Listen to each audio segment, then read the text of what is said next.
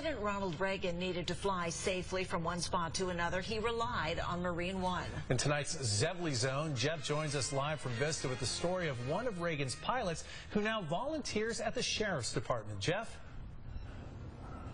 Carlo and Barbara Lee, good evening. Nearly 2,000 men and women volunteer at the Sheriff's Department. They are givers who keep on giving.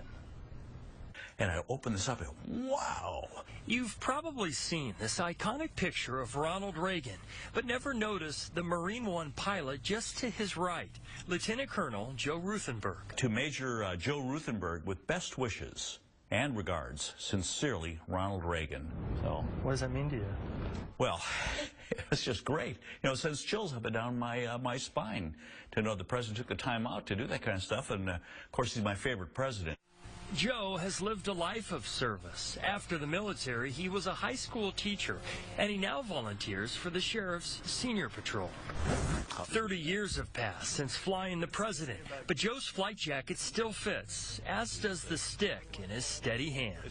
That's the man, that's the man in the world, the most important person in the world right there. A gracious man who Joe says always took the time to say hello. He would always poke his head in the cockpit and say, "Hi, how are you guys?" You know, shake hands. On trips to Camp David, it was Reagan who insisted on giving cabins to the crew.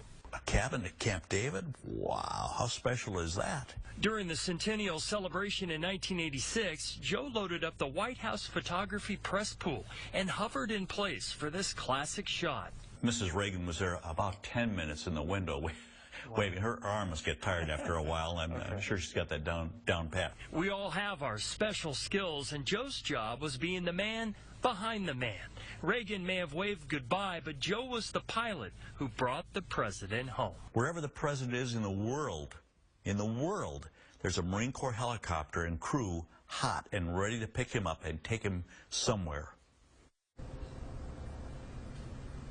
And Joe told us that Reagan's dog flew on Marine One several times without incident. But Jimmy Carter's cat freaked out one time, and in fact, that cat scratched up the upholstery on the ceiling, the lamps, and all the couches so badly, it all had to be replaced.